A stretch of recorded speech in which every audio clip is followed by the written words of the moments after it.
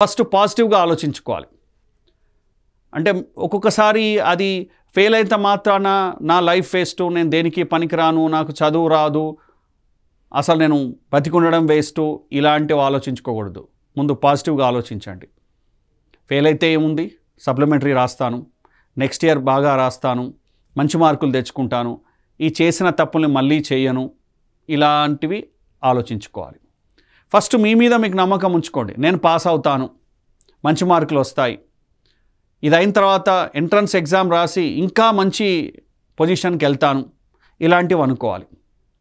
అంటే ముందు negative thinking ఆపేసి పాజిటివ్గా ఆలోచించాలి. రెండవది ఏంటంటే సెల్ఫ్ కాన్ఫిడెన్స్, మన మీద మన నమ్మకం ఉండాలి. ఫెయిల్ అయినా పర్వాలేదు, నేను ఇంకా జీవితంలో ముందుకెళ్తాను, నేను ఫెయిల్ అయినా పర్లేదు, ఇష్టం వచ్చినట్టు తిరుగుతా, అట్లా కాకుండా నేను జీవితంలో ముందుకు వెళ్ళగలుగుతాను, ఇదొక నాకు స్పీడ్ బ్రేకర్ మాత్రమే అనుకోవాలండి. మీరు రన్నింగ్ చేస్తున్నారు, జీవితంలో ముందుకెళ్ళాలనుకుంటున్నారు, ఎంతో ఎత్తుకు ఎదగాలనుకుంటున్నారు, ఒక స్పీడ్ బ్రేకర్ అనుకోండి. ఫెయిల్ కావడం అనేది ఒక స్పీడ్ బ్రేకర్. స్పీడ్ బ్రేకర్ దగ్గర మనం ఏం చేస్తామండి, కొంచెం ఆగుతాం, కొద్దిగా ఆగి మళ్ళీ కంటిన్యూ అవుతాం. ఇక్కడ కూడా అంతే, మీ పరుగుకు, మీ భవిష్యత్తుకు ఒక చిన్న స్పీడ్ బ్రేకర్, బ్రేక్ పడలేదు, స్పీడ్ బ్రేకర్ మాత్రమే ఉంది.